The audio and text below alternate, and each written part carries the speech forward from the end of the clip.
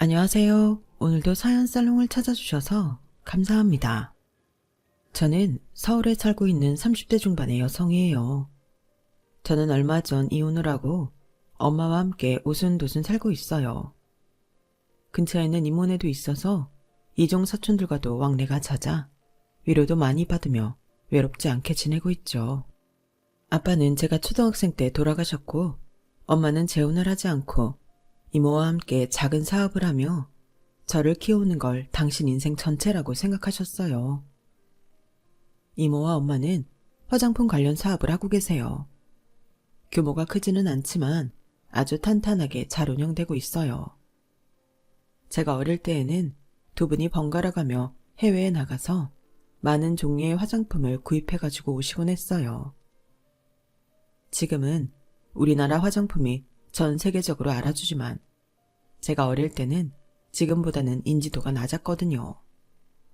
엄마는 다른 나라 것과 엄마 회사 제품을 비교 연구하며 좋은 제품을 만들기 위해 애를 쓰셨어요.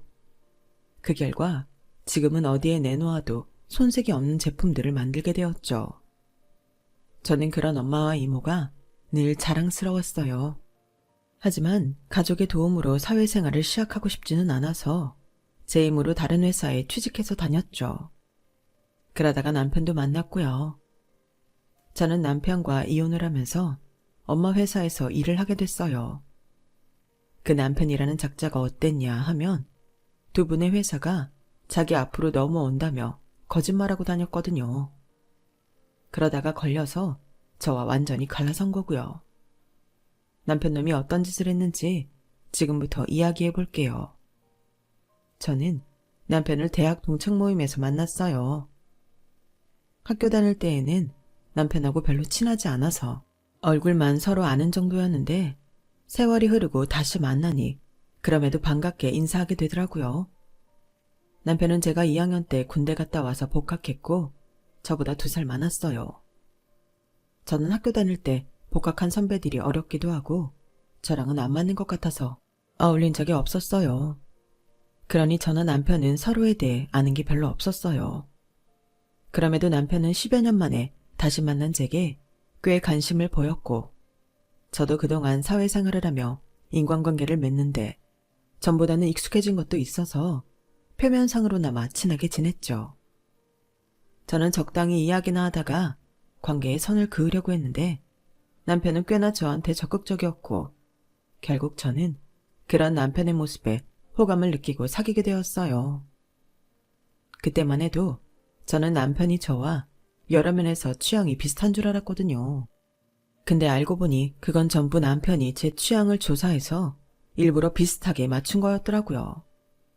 이 인간은 적당히 먹고 살만한 집 여자랑 결혼해서 평생 편하게 사는 게 목표였는데 재수가 없으려니까 제가 남편 레이더에 걸려든 거였고요. 다시 생각해도 열받고 왜 저딴 인간인 걸 몰라봤나 제 자신이 미워지기도 하지만 그런다고 달라지는 건 없잖아요. 솔직히 사기꾼 같은 인간들한테 속고 나면 많은 분들이 자책을 하시는데 그쪽에서 작정하고 속이려고 드는 거니 어쩔 수 없는 면도 있다고 생각해요. 그래서 저도 이제는 저 자신을 미워하지 않고 있어요. 아무튼 그 인간은 결혼하고부터 완전 사귈 때와는 다른 모습을 보여줬어요. 매일 술 마시고 새벽에 들어왔고 아침에는 해장한다고 그 새벽부터 매운 닭발 같은 걸 시켜 먹었어요. 저는 그 시간에 배달해주는 식당이 있는 줄도 몰랐어요. 배달앱을 이용해도 한 달에 한두 번 점심 정도에나 주문해봤으니까요. 밤부터 오전 7시나 8시쯤까지 영업하는 야식당들이 그렇게 많다는 걸 저는 남편하고 결혼하고 나서야 알았어요. 남편은 늘 술에 취해서는 혀가 꼬부러진 목소리로 이렇게 말하고는 했어요. 윤지원, 너 어디 가서 나만한 남자 만날 수나 있겠어? 나랑 결혼한 거 너 진짜 안 긁은 복권 산 거다. 솔직히 나만한 남편이 어딨냐? 아무리 요새 결혼 늦게 하는 추세라고 해도 여자 30 넘으면 그건 좀 아니잖아. 근데 내가 딱 나타난 거야. 너처럼 나이만 먹고 할 줄 아는 것도 없는 여자한테 말이야. 나는 너 아니어도 더 어린 애랑 결혼할 수 있었다. 내가 다 너 불쌍해서 결혼해준 거다. 희생정신 발휘한 거라고. 좋은 말도 자꾸 들으면 짜증난다는데 이건 허구한 날 기분 나쁠 만만 해대는데 참는 데에도 한계가 있었죠.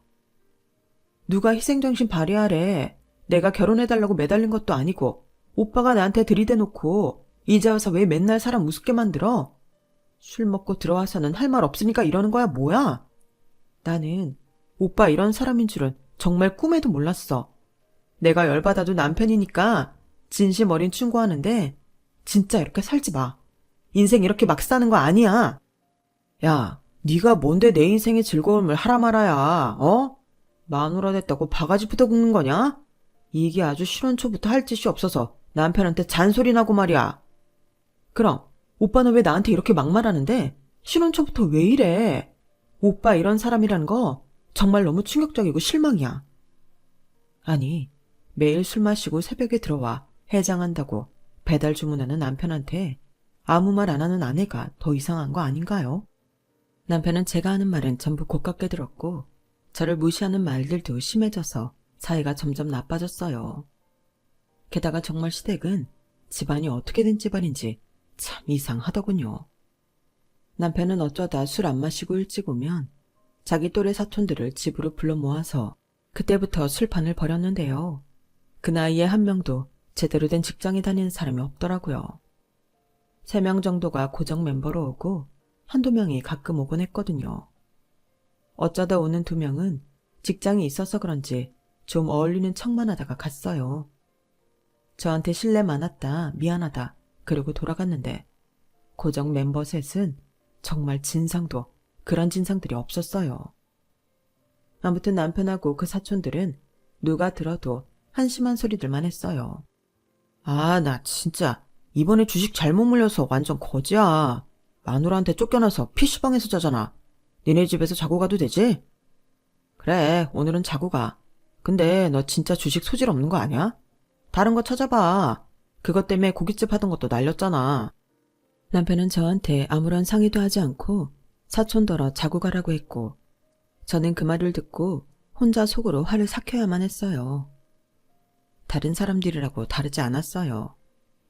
행시를 준비한다고 아내가 벌어다주는 돈으로 먹고 살면서 정작 공부는 안 하고 남편이 술 마시자고 하면 바로 오는 사람도 있었고 맨날 할 일 없이 있다가 가끔 물류센터에 알바 나가는 사람도 있었고요. 그 사람들은 제 남편을 엄청 부러워하더군요. 죄식이 이 자식 아주 얼굴이 폈어.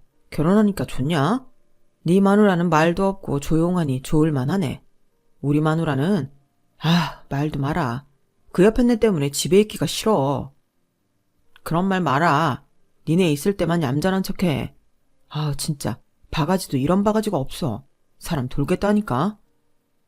남편이나 같이 모이는 사촌들이나 한결같이 자기 잘못은 생각 못하고 상대만 안 좋게 보는 게 참 웃기더군요. 한 번은 퇴근 무렵부터 몸이 계속 안 좋아서 약 먹고 혼자 누워있는데 남편이 8시쯤 왔더라고요. 그리고 어김없이 지 사촌들에게 전화를 했고요. 남자 넷이 술 마시며 시끄럽게 떠들면서 보지도 않는 TV까지 큰 소리로 켜놓으니 머리가 막 울리더군요. 저는 결국 참지 못하고 거실로 나가 한마디 했어요. 죄송한데 오늘은 이만 가주시면 안 될까요? 제가 몸이 안 좋아서 약 먹고 자려는데 시끄러워서 도저히 잠을 잘 수가 없네요. 남자들 목소리에 TV 소리까지 섞여서 머리가 막 울리고요. 야, 네가 아프다고 애들 무안하게 이러면 어떡하냐? 아프면 아프다고 말을 했으면 됐잖아. 그러니까 지금 하잖아. 오빠가 빨리 보내. 나 이제 얌전한 척 안 하고 바가지 좀 긁어야겠어. 제 말에 움찔한 사촌들은 입을 딱 다물고 집을 나갔고 남편은 자기 손님들한테 무안을 줬다며 방방 뛰었어요. 윤지연, 너 진짜 남편을 물러보는구나. 어떻게 이런 식으로 애들을 내몰아. 네가 아픈 게 그렇게 대단해? 와, 이건 뭐 상전도 이런 상전이 없어. 아니, 와이프가 아프다고 하면 남편이 알아서 친구들 내보내고 날 걱정해줘야 정상 아니야? 이건 안에서 다 들리는 거 뻔히 알면서 흠잡지 못해 난리야. 아니, 나랑 연애할 때 김재식은 어디 간 거야? 그때 나랑 같이 영화 보고 감상 이야기하고 미술 전시회 가는 거 좋아하던 사람은 어디 있고 이렇게 맨날 술판에 쌍스러운 말만 하냐고. 사내 놈이 미술 전시에 진심으로 좋아서 가는 놈이 몇이나 되겠냐? 그거야 사귈 때니까 그런 거고 이제는 편하게 자연인으로 살아도 되는 거잖아. 결혼해서까지 너한테 맞춰서 영화 보러 쪼르르 다니고 카페 가서 오글거리게 커피에 케이크 먹고 그래야겠냐? 나는 이제 나답게 살고 싶다고. 그러니까 앞으로 내 사촌들한테 이래라 저래라 하지 마. 알았어? 쟤들은 나 어릴 때부터 영혼의 단짝들이라고. 아내가 아프다는데도 자기 친한 사촌들 보냈다고 저런 말을 한다는 게 믿어지세요? 저는 너무 배신감을 느껴서 더 이상 아무 말도 생각나지 않았어요. 진짜 열받으면 머릿속이 하얘진다고 하잖아요. 그때 그런 걸 찐으로 느껴버린 거죠. 남편의 사촌들은 결혼식 때에나 봤지 그전에는 저한테 소개해주지도 않았어요. 영혼의 단짝이라고 그렇게 몰려다녔으면서 저를 만나는 동안 한 번도 보여주지 않았다는 건 남편도 제가 싫어할 걸 알고 그런 게 아니겠어요? 그런 걸 생각하니 나를 속였다는 게 분명해졌고 저의 화는 점차 분노로 바뀌었죠. 당장이라도 이혼하고 싶은 생각이 굴뚝 같았지만 결혼하고 얼마 되지도 않은 데다가 제가 이혼한다고 하면 엄마도 그렇고 이모 식구들도 얼마나 속상해할지 상상이 가서 쉽게 결정할 수는 없었어요. 저는 일단 이 남자와 제대로 이야기해보고 생활 패턴을 바꾸자고 하던지 서로 조금씩이라도 맞춰가자고 할 생각이었어요. 하지만 이 인간은 자기만 맞다고 주장하는 고집불통이었어요. 나는 이렇게 사는 게 정상이고 이게 편해. 그거 하나 이해해주지 못하는 게 마누라야? 난 술이 좋고 친구들이 좋고 무엇보다 내 사촌들이 좋아. 아니, 사람이 자기 하고 싶은 것도 못하고 살면 왜 살아? 돈은 뭐하러 벌고 뭐하러 스트레스 견디며 회사를 다녀. 술 마시는 게 무조건 나쁘다는 게 아니고 이거는 거의 매일이잖아. 늦는 날 아니면 사촌들하고 집에서 술 파티고 거기다 하루 걸러 해장한다고 배달 주문시키고 한 달 생활비 절반은 오빠랑 그 사촌들 술 마시고 배달비야. 오빠, 솔직히 이 정도면 알코올 중독 수준 아니야? 야, 뭐가 어쩌고 저째? 알코올 중독? 너 말 다 했어? 알코올 중독인 사람이 이렇게 멀쩡한 거 봤냐? 너 아주 사람 이상하게 만든다. 가만히 있는 사람 잡겠어. 내가 알코올 중독이라니? 넌 어떻게 남편한테 그런 말을 하냐? 아주 악담을 퍼붓지 그래. 남도 안 하는 말을 하는 게 마누라야? 너 내 사촌들 오는 거 같고 내가 뭐라고 하지 말라고 했지? 너는 나가서 네 친구들 안 만나냐? 네 친구들 만나면 다른 사람 형 안 보고 살아? 다 그렇게 사는 거야. 너 은근슬쩍 우리 친척들 와서 생활비가 많이 든다는 식으로 말하는데 걔들 일주일에 많이 와봤자 3번이야. 평소에는 2번, 적게 오면 1번이고. 그리고 밖에서 먹는 술은 순전히 내 용돈으로 사 먹는데 꼭 내가 생활비 다 쓰는 것처럼 말한다? 일주일에 2번 어떤 친척이 술 마시고 밤새 놀겠다고 신혼집에를 와. 오빠는 나랑 살려고 결혼했어. 아니면 신혼집 마련해서 사촌들 불러서 놀려고 결혼했어? 같이 사는 사람은 나야. 같이 사는 사람이 불편하고 생활비에 대해 의견을 말하면 맞추려고 해야 부부 아니야? 내 친구들 말하는데 내가 친구들 데려와서 오빠처럼 그렇게 놀았어? 자꾸 오빠 기준만 주장하지 말고 서로 배려 좀 하자고. 배려란다. 얘 진짜 웃기네. 넌 무슨 가족 간에 그런 걸 따져. 아, 정말 잔소리도 한두 번이지. 그럼 너도 네 친구 데려와. 밤새서 놀아. 그런 말이 아니잖아. 아니, 그리고 오빠 사촌들은 어떻게 매일 와서 얻어먹기만 하고 가? 한 번도 자기들이 뭘 사오거나 음식 시킬 때 돈 내는 걸 본 적이 없어. 방에 있다고 모르는 줄 알아? 맨날 오빠 휴대폰으로 계산되는 거 알아. 나랑 오빠가 배달앱에 같이 등록한 생활비 카드로 쓰잖아. 넌 친척들 와서 밥 먹는 걸 밥값 내라고 해? 이게 그냥 와서 좀 놀다가 밥 먹고 가는 수준이 아니잖아. 야, 그럼 직장 생활하는 사람이 돈 내야지. 일정한 수입도 없는 애들한테 매정하게 오늘은 네가 내고 다음에는 제가 내고 그래야겠냐? 오빠 진짜 나랑 우리 집 생각은 하나도 안 하고 오빠 사촌들만 생각할 거야? 말을 하면 할수록 싸움만 됐고 남편은 완전 일방 통로로만 뚫린 사람 같아 너무 답답했어요. 그러면서도 평생 사람이 저러지는 않겠지 라며 막연하게 시간이 지나면서 조금씩 사촌들하고도 소원해지고 가정을 챙기게 될 거라는 생각을 하기도 했어요. 왜냐하면 그게 정상이니까요. 다들 그렇게 생각하지 않겠어요? 사촌들도 평생 저렇게 놀고 먹고 살지는 않을 거고, 와이프 있는 사람은 제대로 돈벌이를 하는 날이 오면 바빠지니 못 만나게 될 거고, 다른 사람들도 취직을 하려니 했죠. 그러다가 제가 회사에서 정말 바빠지게 됐어요. 저희 팀이 맡은 프로젝트가 꼭 통과돼야만 했거든요. 그러다 보니 야근을 하고도 집에 일거리를 가지고 와야 할 때가 있었는데, 남편하고 그 사촌들이 그날따라 더 심하게 떠들고 사람을 짜증나게 해서 일거리를 들고 도로 회사로 가버렸어요. 그 후로 저는 회사에서 밤을 새우는 한이 있어도 집에는 절대 일을 갖고 가지 않았어요. 차라리 그게 속 편하더라고요. 남편하고 사촌들 술 마시고 떠들고 말도 안 되는 소리나 하는 걸 듣는 것보다 100배 나았어요. 근데 아내한테 쫓겨나서 PC방 전전한다던 사촌이 아내 몰래 사채를 썼다가 갚지 못하고 걸려서 이혼이 코앞이라는 말을 들었어요. 저는 혹시 남편이 그 사람을 집에 들일까봐 걱정이 됐어요. 오빠, 그 남식이라는 사촌 이혼한다며? 그 사람 갈 데 없다고 막 집에 들이고 하면 안 돼? 그러자 남편은 안색을 싹 바꾸더니 저를 노려봤어요. 너, 내 사촌은 뭐 시댁 식구로 치지도 않는다는 거냐? 어디서 이름을 함부로 불러? 그리고 그 사람? 와, 진짜 너 해도 너무한다. 남식이, 영식이, 정식이 와도 너 제대로 인사 한 번을 안 하는 거 나 다 눈 감았는데 이제는 아주 무슨 거렁뱅이 취급을 하려고 드네? 와서 술 심부름 한 번 한 적 없으면서 뭐가 어쩌고 저째? 아니, 내가 왜 오빠랑 사촌들 술 먹는데 술 심부름을 해야 돼? 오빠는 오빠 와이프가 옆에서 술 심부름이나 하면 좋겠어? 안 될 건 또 뭐냐고. 그리고 내가 걔를 집에 부르든 데리고 나가든 신경 꺼라. 내가 알아서 할 테니까 명령하지 말라고. 이런 말조차 명령이라며 저를 윽박지르기만 하니 저는 일상의 모든 게 스트레스가 됐고 불면증에 위궤양까지 생겨서 계속 고생이었어요. 거기에 시댁은 제가 아버지가 없이 엄마 밑에서 컸다고, 걸핏하면 애비 없이 커서 뭘 모른다며 저를 무시했어요.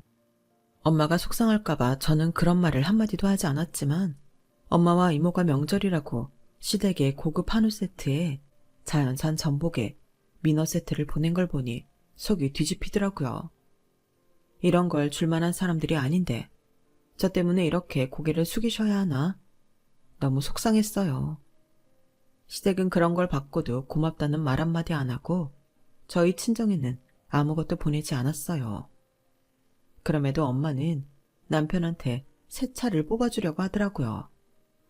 아니 엄마, 그러지 마. 오빠 차 산 거 1년도 안 됐대. 그러니까 절대 사주지 마. 알았지? 엄마가 하나밖에 없는 사위 잘해주고 싶어서 그러는데 왜 그렇게 못하게 해? 왜? 무슨 일 있어? 아무튼 해주지 마. 해주려면 그냥 딴 거 해주든가. 그때까지도 저는 엄마한테 남편과 시댁에 대해 솔직히 얘기할 엄두가 나지 않아서 말을 꺼내지 못하고 있었어요. 남편과 시댁의 실체를 알면 얼마나 속이 상하실지, 얼마나 배신감을 느낄지 제가 겪어봤으니 너무 잘할 수 있었죠. 사실 저는 언젠가는 엄마 회사에 들어갈 생각을 하고 있었어요. 아직은 때가 아닌 것 같았고 또 더 큰 회사에서 일을 하면 나중에 분명 엄마 회사에 도움이 될 것 같아서 배운다는 심정을 갖고 일을 하고 있었어요. 제가 엄마한테 남편 차 사주지 말라고 하니 엄마는 저와 남편 사이가 좋지 못하다는 걸 눈치채셨던 것 같아요. 저한테는 알리지 않고 남편을 불러서 호텔 레스토랑에서 코스 요리를 사주고 백화점에 가서 비싼 시계를 사주셨더라고요. 그래놓고 남편과 헤어지고 나서 저한테 연락을 하셨어요. 오늘 내가 김서방 밥도 사 먹이고 요즘 젊은 남자들 좋아하는 시계도 선물했으니 너한테도 잘할 거다. 엄마, 돈 아깝게 왜 그랬어? 그러지 말지. 진짜 돈 아깝다. 돈 아깝게 뭐가 아까워. 나는 너만 잘 살면 괜찮아. 우리 딸한테만 잘하면 나는 더한 것도 해줄 수 있어. 저는 정말 속이 터지는 것 같았지만 결혼한 지 몇 달 안 돼서 속았다는 말은 못하겠어서 알겠다고만 했어요. 남편은 엄마가 사준 시계를 차고서는 얼굴이 아주 해벌쭉해졌더라고요. 야, 니네 친정 그 회사 엄청 작은 데 아니냐? 근데 매출은 괜찮아? 장모님 나한테 이런 거 해주시는 거 보면 꽤 버는 것 같은데? 같은 말이라도 그렇게밖에 표현을 못해? 아, 됐다. 내가 무슨 말을 해. 저는 그러고는 먼저 방으로 들어와 버렸어요. 근데 이 인간이 그 후에 저희 엄마 회사에 대해서 자세히 알아본 모양이더라고요. 야, 지원아, 니네 엄마 회사 작은 게 아니네. 장모님이 대표고 이모님이 이사해. 화장품 종류도 꽤 되네. 회사 여직원들한테 물어보니까 이 브랜드 다 알더라. 그걸 이제야 알았다니 유감이네. 저는 빈정거리면서 짧게 대답하고는 더 이상 대화를 하지 않았어요.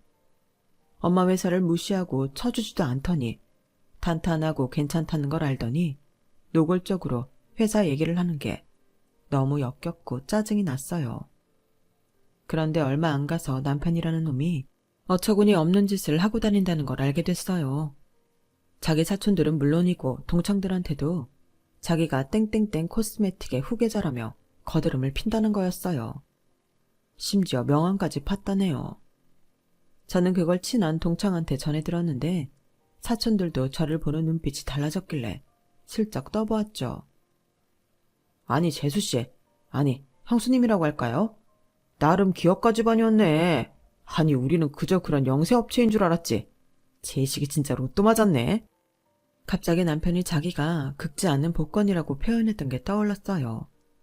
이 인간들은 이런 식으로밖에 사람을 평가할 줄 모르는구나 싶었고 진짜 남편한테서 정이 떨어지는 기분이었어요. 그런데 진짜 황당했던 건 그날 밤에 남편이 처음 보는 외제차를 끌고 집에 온 거였어요. 새 차를 뽑은 거죠. 그것도 저희 생활비 카드로요. 이게 지금 뭐 하는 짓이야? 차를 뽑아? 지금 타는 차도 1년밖에 안 됐다며. 그리고 왜 이렇게 비싼 차를 그것도 생활비 카드로 뽑아? 지원아, 나는 네 이름으로 된 카드로 생활비 카드 하자고 할 때 끼케야 몇백의 한도인 줄 알았는데 이게 웬일이니? 아, 모자라는 건 통장에서 인출해서 직접 지불했어. 그러니까 이번 달 생활비 쓸 거는 내 카드로 해. 카드 줄게. 와, 진짜 미쳤구나. 당장 물리고 와. 아니면 나 가만히 안 있어. 그러자 남편은 정색을 하며 절대 안 된다는 거였어요. 야, 내가 이래봬도 땡땡땡 코스메틱 후계자인데 어떻게 다른 월급쟁이들하고 같은 차를 끌고 다니라고 해. 사람은 자기 위치에 걸맞게 살아야 되는 거야. 그런 거 보면 너도 참 너다.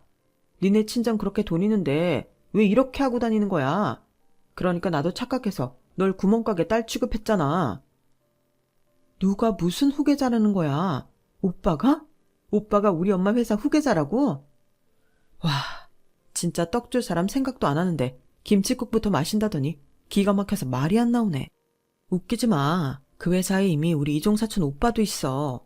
그런데 오빠처럼 화장품에 대해 하나도 모르는 사람이 어떻게 그 일을 한다고 해? 나 네 남편이잖아. 남편이면 웬만한 이사 자리는 줘야지. 너도 그 회사 들어갈 거 다 알아. 그래서 지금도 대기업 홍보팀에서 홍보 배우고 있다는 것도 안다고. 아무튼 나는 땡땡땡 코스메틱 후계자에 어울리게 하고 다닐 거니까 그런 줄 알아. 아 맞다. 그 회사에 남식이랑 정식이 자리 좀 알아봐. 가족 좋다는 게 뭐냐? 이럴 때 돈도 벌게 해주고 번듯한 자리 하나는 해줘야지. 그 말을 듣는 순간 저는 그동안 참았던 화가 폭발했고 남편 멱살을 붙잡고 현관 밖으로 밀어버렸어요. 방심하고 있던 남편은 눈 깜짝할 새에 밖으로 밀려서 뒤로 나자빠졌고요. 야, 너 당장 그 차 도로 물리고 와. 아니면 너 진짜 뜨거운 맛 보게 해줄 테니까. 그렇게 그 차가 사고 싶으면 네 돈으로 사라고, 이 거지 같은 자식아. 야, 네가 지금 나를 쳤어? 이게 마누라가 남편한테 할 짓이야? 그리고 왜 차를 물려? 내가 지금까지도 니네 회사 그렇게 잘 되는 줄 모르고 속고 살았는데 그것만도 열받는데 이 정도도 못 해준다고? 와, 나 진짜. 나 이거 그냥 못 넘어가. 경찰 불러. 여기요. 누가 112 신고 좀 해주세요. 그래. 어디 시끄럽게 굴어봐. 나는 너 사기죄로 유치장 쳐넣을 거야. 너 우리 엄마 회사 명함 파서 네가 임원인 척하고 다닌다며? 나는 듣는 기가 없는 줄 알아? 우리 엄마한테 전화 한 번 한 적도 없고 너나 니네 집안 인간들이나 똑같이 우리 친정 우습게 봤으면서 이제 와서 뭐가 어쩌고 저째? 네가 나 신고하면 나는 네가 지금까지 어떻게 살았는지 이 아파트에 쫙 다 알려버릴 테니까 그런 줄 알아. 제가 큰 소리로 고래고래 소리를 지르며 막 화를 내자 남편은 나를 무슨 귀신 보듯 쳐다보더라고요. 그도 그럴게 제가 여지껏 이렇게 화내는 걸 본 적이 없었거든요. 아무리 속상해도 최대한 목소리 낮춰서 이야기하려고 했고 이렇게까지 악에 바친 적은 없었으니까요. 남편은 그제야 제가 장난하는 게 아니라는 걸 깨달았는지 자리에서 일어나 다소곳하게 변했어요. 지원아, 진정해봐. 그 명함은 나도 어차피 장모님 회사 들어갈 테니 조금 일찍 만든 것뿐이야. 내가 뭐 다른 뜻이 있어서 그랬겠어? 나도 지금 회사 다니는 거 너무 힘들고 짜증난다고. 미래도 없이 남들 좋은 일만 시키면서 내 에너지 다 뺏기는 건데 장모님 사업이라면 얘기가 다르잖아. 결국 우리 거가 되는 건데 안 그래? 야, 이 미친놈아. 누가 매일 너처럼 술 먹는 알코올 중독자를 뽑냐? 우리 엄마가 무슨 호구인 줄 알아?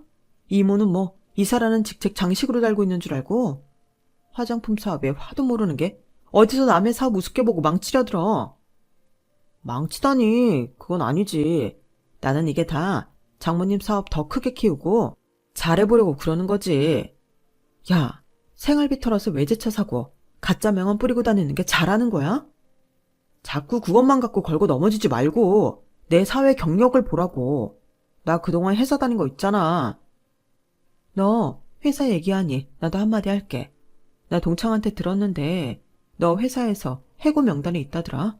하도 술 처먹고 술 냄새 풀풀 풍기고 와서 직원들이 불만이 많대.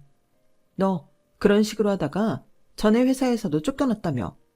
그래놓고 어떻게 운 좋게 또 회사는 들어갔네. 그래놓고도 그 버릇을 못 고치는 거 보니 넌 구제불능이야. 아닌 게 아니라 동창들이 남편 가짜 명함을 보고 저한테 연락을 해서는 남편이 회사에서 얼마나 엉망인지를 이야기해줬어요. 동창 중에 한 명이 남편하고 전 회사를 같이 다녀서 지금 상황도 듣는다며 전해줬다면서요. 그리고 제가 몰라서 결혼하고 사는 것 같다고 웬만하면 알려야 되지 않겠냐고 걱정했다더군요. 저는 저 이야기를 들었을 때만 해도 남편하고 잘 말해볼 작정이었어요. 그리고 정말 남편이 화장품 사업에 관심이 있는 거면 엄마한테 잘 말해서 회사에 일하게 해볼까도 생각했죠. 그런데 이 인간은 더 두고 볼 것도 없는 막장이었어요. 우리 집이 큰 부자가 아닌 줄 알았을 때는 무시했다가 돈 좀 있는 거 알고는 자기 마음대로 돈 쓰고 다니는 정말 이상한 인간이었던 거예요. 저는 바로 남편 짐을 되는 대로 싸서 아파트 1층까지 옮겨서 주차장에 집어 던져버렸어요. 남들이 보든 말든 상관도 안 했죠. 남의 눈 생각할 겨를도 없었어요. 제 인생에서 그렇게 화가 나본 적은 그때가 처음이었을 거예요. 저는 지나다니는 아파트 주민이 다 보는 앞에서 큰 소리로 말했어요. 너 우리 엄마 이름 팔아서 만든 명함부터 버려. 그리고 이 차 물리던지 아니면 네 돈으로 갚아. 안 그러면 나 진짜 가만 안 있어. 어떤 정신 나간 인간이 마누라 이름으로 낸 생활비 카드에 통장에 돈까지 다 털어서 자기 차를 사. 그러자 사람들이 남편을 보는 눈빛이 달라졌고 남편은 수군대는 사람을 보고 대충 자기 짐을 챙겨서 택시를 타고 아파트 단지를 빠져나갔어요. 저 역시 집으로 돌아와 짐을 챙겨서 바로 친정으로 갔죠. 엄마, 나 정말 미안한데 더는 안 될 것 같아. 도저히 못 살겠어. 결혼한 지 얼마 되지도 않았는데 정말 미안해. 내가 사람을 잘못 봐도 한참 잘못 봤어. 놀란 엄마는 저를 진정시킨 다음 이모를 불렀고 저는 두 분 앞에서 그동안의 일을 낱낱이 다 밝혔어요. 두 분은 충격을 받아 한동안 아무 말도 못하더라고요. 그러더니 잠시 후 엄마가 저를 안아주며 눈물을 흘리셨어요. 엄마 생각한다고 말도 못하고 혼자 끙끙대며 얼마나 힘들었어. 엄마는 네가 힘들게 사는 게 더 싫어. 이런 일은 얼마든지 얘기해도 돼. 네가 나 아니면 어디다 이런 얘기를 할 거야. 이모도 속상해서 옆에서 눈물을 찍어내셨죠. 내 그놈의 자식 가만 안 둘 거야. 우리 승우 불러다가 혼쭐을 내줄 테니까 그리 알아. 두 분은 저한테 고생 많이 했다며 위로를 해주셨고, 저는 바로 다음날 변호사를 선임해서 이혼 준비를 시작했어요. 얼마 후 남편에게 이혼 소장을 보내자 남편은 그제야 저한테 전화를 해서 난리를 치더라고요. 이혼이라니, 그냥 해본 말인 줄 알았더니 이런 걸 진짜 저지르면 어떡해? 나는 너 기분 풀리면 돌아오려니 하고 있었지. 근데 갑자기 이런 걸 보내서 사람을 놀래키면 어떡해? 지원아, 너 이것도 나 한번 엿먹어보라고 하는 거지? 그래, 네 맘 알았으니까 이제 그만해. 네가 그 나이에 얼마 살지도 않고 이혼하면 인생 뭐가 되겠냐? 고양이 쥐 생각해주고 자빠졌네.